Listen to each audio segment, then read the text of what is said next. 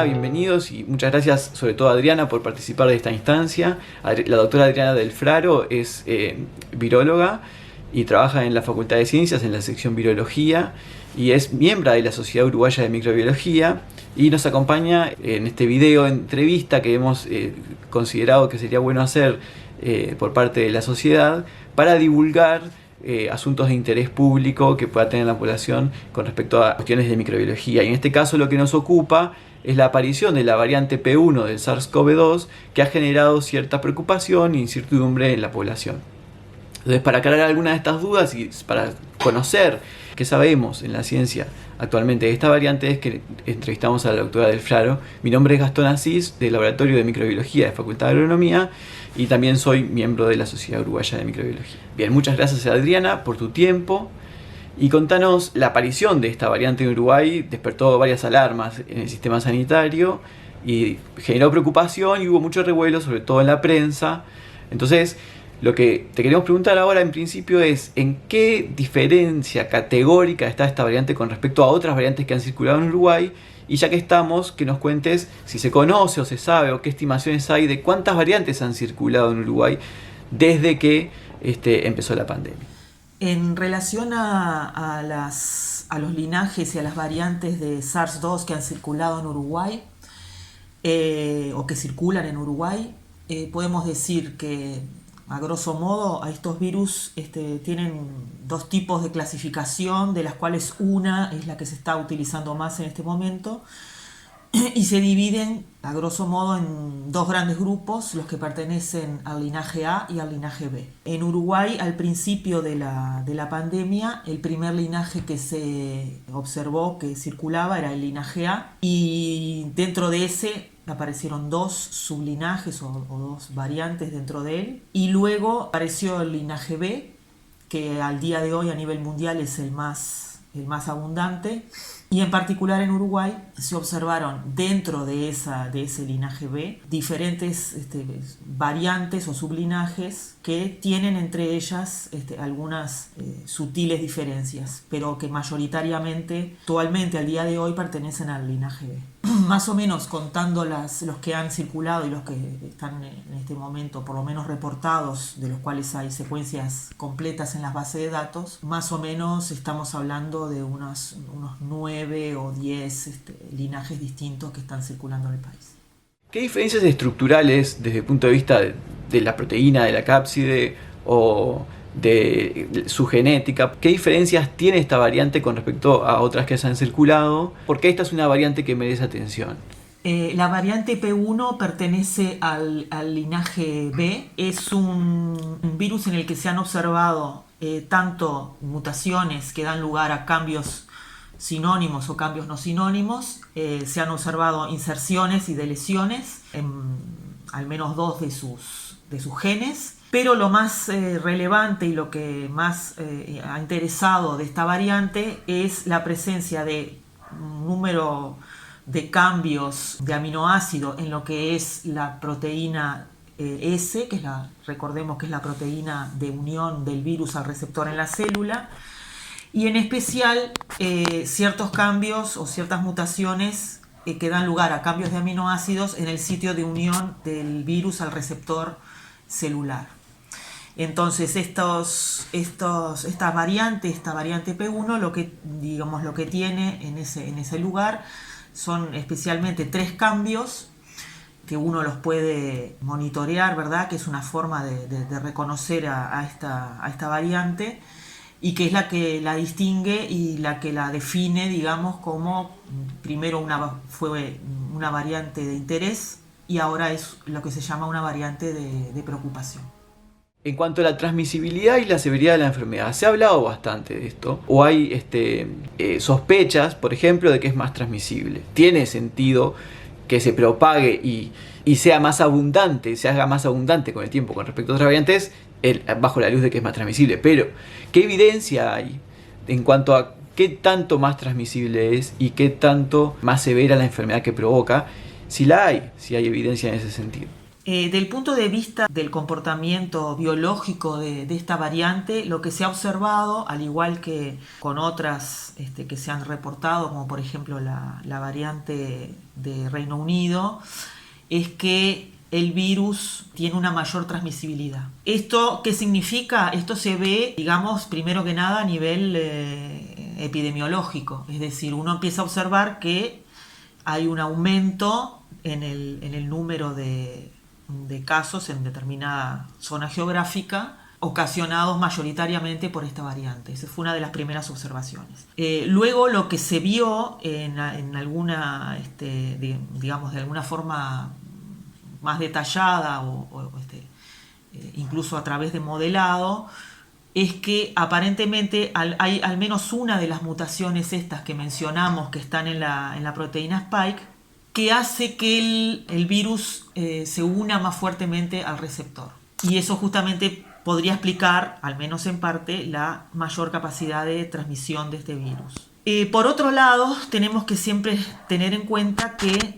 obviamente las infecciones virales, digamos, en este tipo de fenómenos no solo está el virus como actor, sino que están las poblaciones, el sistema inmune de la persona infectada, y en general esta interacción, ¿verdad?, entre el virus y el hospedero son fenómenos complejos que generalmente no se explican por un único evento o por una única característica del virus. ¿Qué consecuencias tiene este fenómeno de que aparentemente esta cepa sería más transmisible? Esto no necesariamente quiere decir que en sí el virus sea más virulento o sea más letal. Evidentemente lo que sí genera preocupación justamente es al demostrar el virus que es más transmisible, como otros, como ya mencioné, el de Reino Unido, que también se vio que se dispersó rápidamente, es que obviamente al tener, digamos que más infecciones por unidad de tiempo, del punto de vista asistencial y del punto de vista de la disponibilidad, ¿verdad?, de recursos para atender a los pacientes, genera un problema que ya se está viendo y se ve gravemente en Brasil y que bueno, que nosotros tenemos que tratar de evitar o de manejar adecuadamente si esta variante empieza a ser mayoritaria en el Uruguay. ¿Cuán esperable era la llegada de esta variante de Uruguay? Una vez que la variante surge en Brasil y se empieza a extender, ¿cuán esperable es que pasase a circular en Uruguay? ¿Algo esperable, muy esperable? 100% con certeza, no había manera de zafar de esto. Evidentemente la circulación de estas variantes y los cambios que se van generando en la medida que el virus va corriendo, digamos, en la población y hay un número importante y enorme de infecciones a nivel mundial, el surgimiento de variantes y el surgimiento de virus con diferencias importantes o relevantes es un fenómeno que era esperado, ¿verdad? Esto en la medida, sobre todo en la medida que hay, como dije, un número importante de infecciones que están ocurriendo en diferentes lugares del mundo, ¿verdad? En el caso concreto de esta variante, realmente, primero el hecho de que aparezcan, como dije, no es algo sorprendente, y segundo, es bastante difícil evitar la dispersión de estas variantes. Por lo tanto, bueno, podemos decir que teniendo noticias de la aparición de las variantes de preocupación, las que han aparecido y las que se están mencionando en otros lugares del mundo, uno tiende a pensar que no, digamos que tarde o temprano iban a llegar a nuestro país. En cuanto a los test diagnósticos, aquellos que usamos en Uruguay o aquellos que todavía no empezamos a usar, ¿hay algún test diagnóstico de estos relativamente rápidos o que puedan ser utilizados comúnmente, rutinariamente en la clínica, que puedan detectar específicamente un positivo de esta variante? En relación al diagnóstico, podemos decir que esta variante, la P1, no estaría generando un problema a nivel diagnóstico, ¿sí? Porque las técnicas, bueno, la PCR cuantitativa, que es la principal técnica de diagnóstico, es capaz de detectar sin problemas esta variante. De todos modos, la vigilancia genómica y la vigilancia y el conocimiento, ¿verdad? La posibilidad de conocer las secuencias completas o al menos regiones relevantes de los virus es muy importante y esto es general, no es solo para este virus, porque claramente la aparición de cambios o de nuevas variantes que tengan cambios en regiones que se utilizan para el diagnóstico pueden generar algún problema, y por lo tanto eso siempre se está atento, ¿verdad? Y se está vigilando esa situación. Pero concretamente en el caso de la que nos preocupa, la que estamos hablando en este momento, no estaría, esos cambios, digamos, que se han observado en ella no estarían generando una dificultad a nivel de diagnóstico. En ecología hay un principio, ley de Gauss, que determina que si dos organismos se solapan mucho en los recursos que utilizan, la teoría de nicho también conocida, uno de ellos excluye al otro, inevitablemente, no conviven mucho tiempo. Bajo ese sentido, si la variante P1 es más transmisible que las demás, estaríamos ante un panorama que en el tiempo, inevitablemente, quizás en unas pocas semanas o meses, la única variante, o la variante preponderante, sería la P1. Eso bajo la teoría de ecología que se usa también en ecología microbiana. ¿Qué tan certero o qué tanto es así en virología también?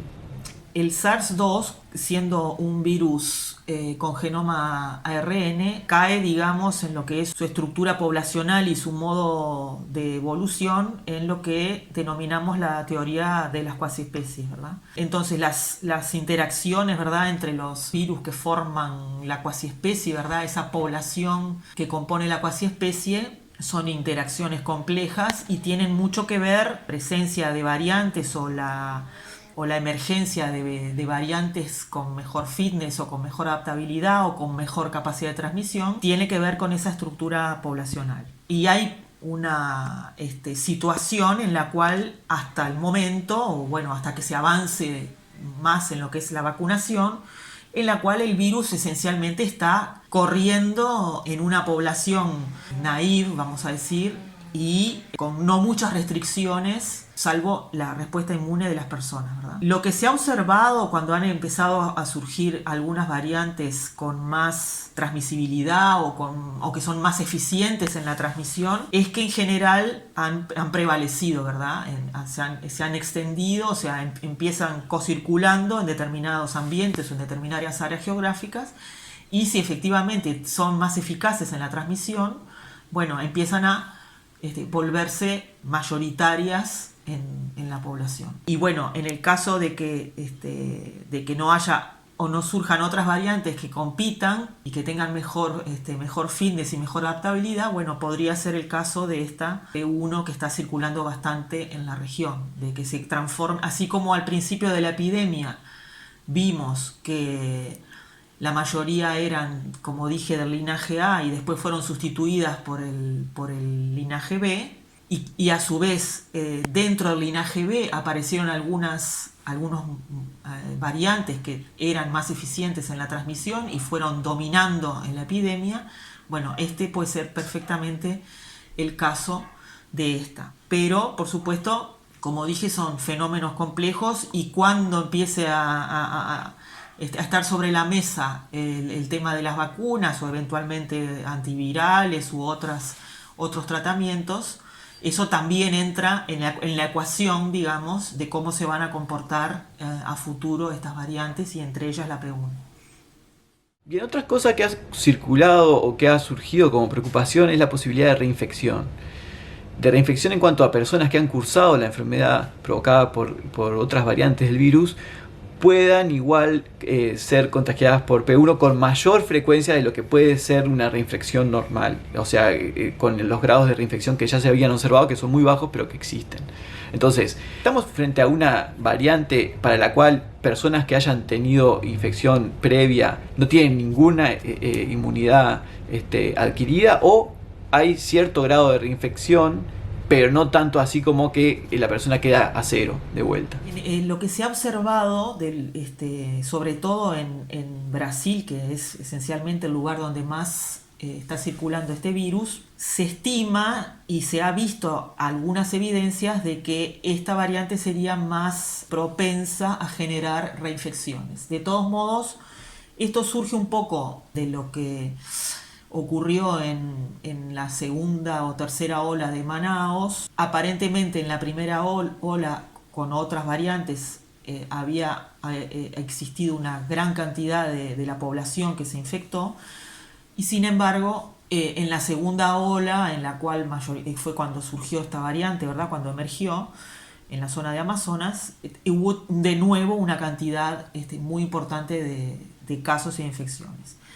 De todos modos, siempre hay que considerar que para determinar que se trata en una misma persona de una reinfección, uno tiene que demostrar efectivamente que las dos infecciones fueron ocasionadas por variantes distintas, ¿tá?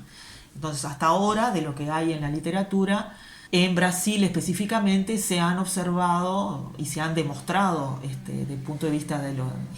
genético, ¿verdad? Del estudio de los genomas virales, que sí, que han existido algunos casos de reinfecciones con P1 en pacientes que ya habían tenido infección previa con otras cepas diferentes. Bien, otra cuestión muy interesante y muy preocupante, en el sentido de que es preocupante si no conocemos la respuesta, y si conocemos tenemos formas de actuar en consecuencia o dejarnos de preocupar al respecto, es la cuestión de los niños y los adolescentes. ¿Hay datos acerca de probabilidad de infección y sobre todo después el curso de la enfermedad en adolescentes y niños? ¿Tiene alguna diferencia sustentada en datos esta variante con respecto a otras? O también lo contrario, puede haber ya evidencia de que no hay diferencia. En relación a niños y adolescentes, específicamente respecto a esta variante, no hay datos concretos en cuanto a que haya una diferencia en la afectación, ni en la gravedad, ni nada por el estilo. Lo que sí se puede estar viendo, y se está viendo en algunas áreas, es que hay una mayor afectación o mayor número de infecciones en personas jóvenes debido a esta variante, adultos jóvenes, digamos, ¿no? Esto puede tener cierto sentido también, en el sentido de que, en la medida que uno empieza a ver una variante con mayor transmisibilidad y un aumento importante en el número de casos en una región geográfica, empieza a haber mayor número de casos en los diferentes grupos de edad, y eso incluye también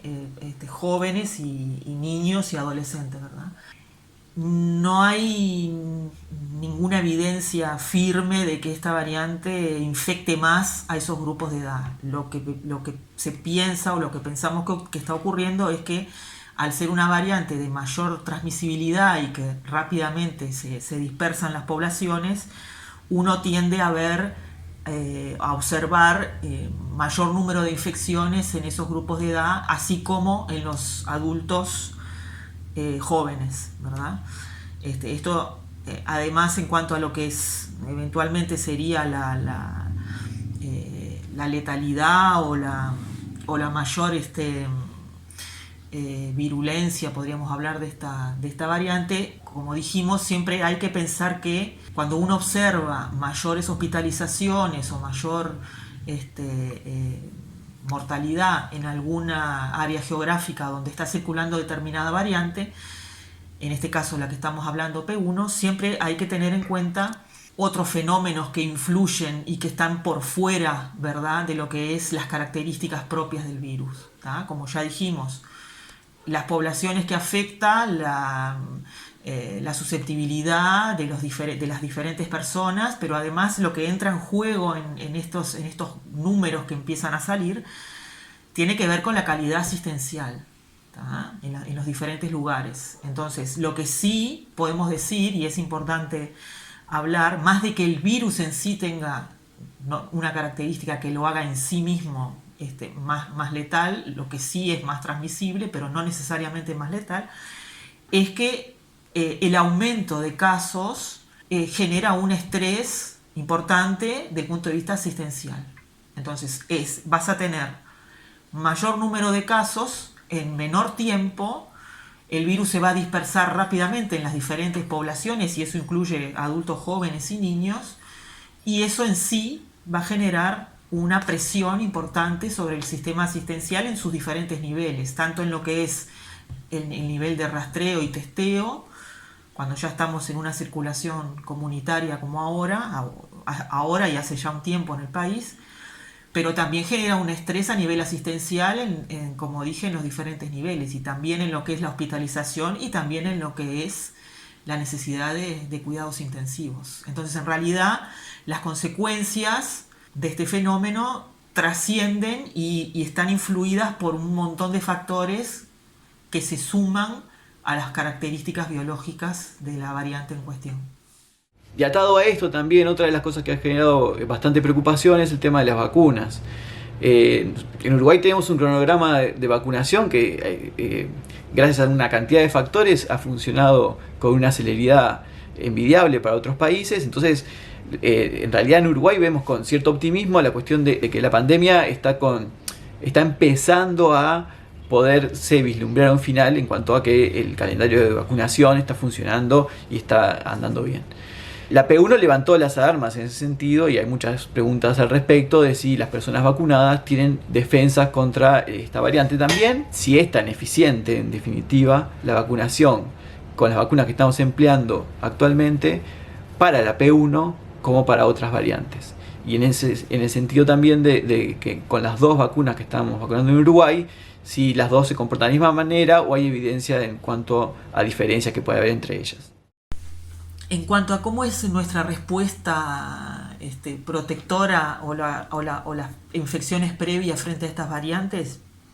bueno, lo primero que tenemos que pensar o que saber es que nunca es, si nosotros ya fuimos infectados o incluso si fuimos vacunados, nunca es cero, o sea, no es tan distinta, no son tan distintas las variantes para decir que nosotros no vamos a tener ningún tipo de memoria inmune frente a ellas. Eso es lo primero que hay que pensar. Evidentemente, lo primero que se ha tratado de mirar a medida que empezaron a aparecer estas variantes de preocupación es justamente cómo respondían. Primero que nada, qué pasaba con las personas que ya habían tenido infecciones previas y tenían anticuerpos, y cómo, digamos, qué tantos estos anticuerpos neutralizaban las nuevas variantes,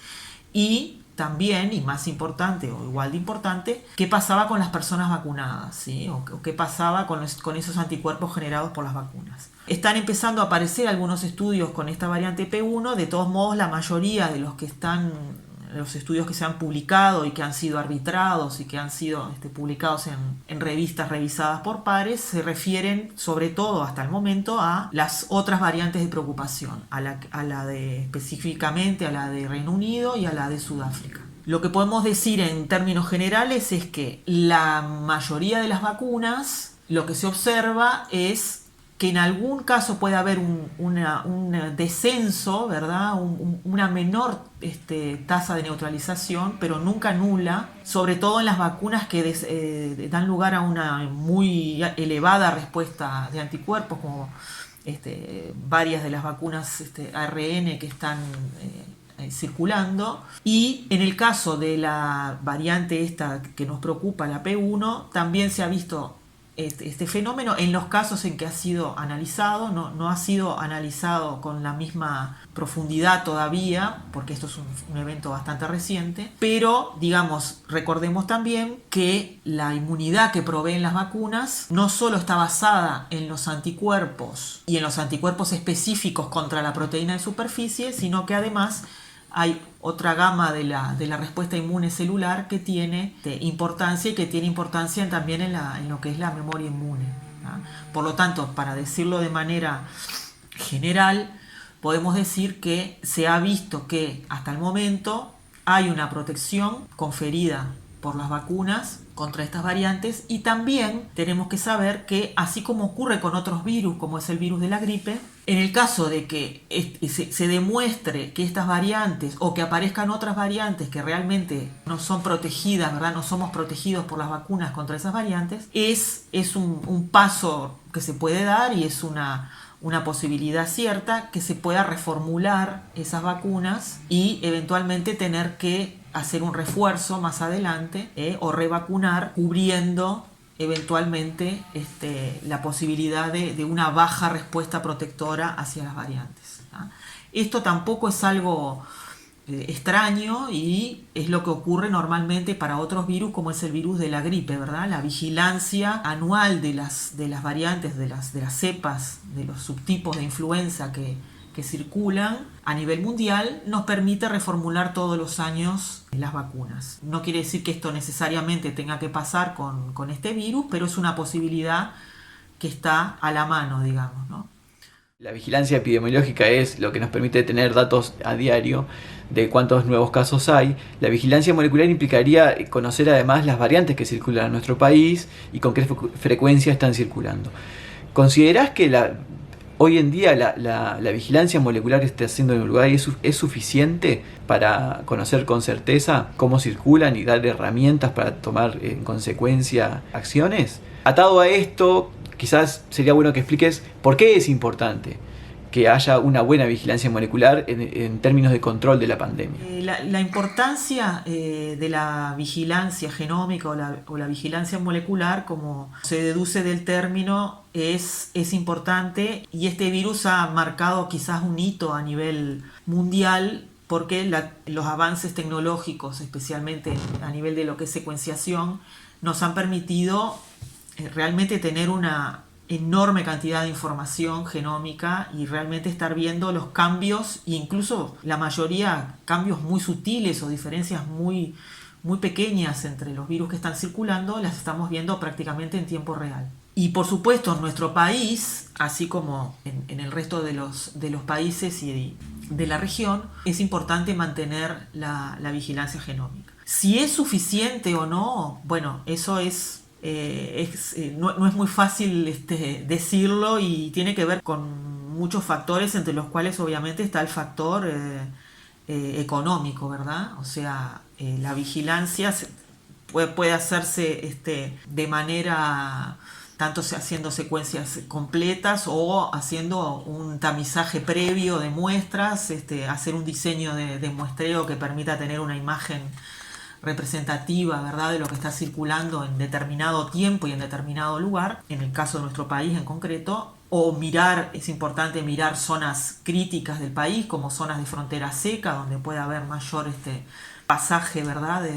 o ingreso de nuevas variantes. Y eso es importante, pero obviamente tiene que ver también y depende mucho de los fondos que se destinen para eso, los fondos y los recursos humanos que son importantes para mantener esto en el tiempo, ¿tá? Entonces, bueno, si nosotros pretendemos y queremos mantener la vigilancia genómica, bueno, tenemos que tener en cuenta esos factores, ¿verdad? Tener un buen diseño de la vigilancia, que sea una colaboración con visión y un trabajo con visión de salud pública, y que claramente hay que destinar tanto fondos como recursos humanos para que esto se mantenga en el tiempo y que se den respuestas en tiempo real, ¿verdad?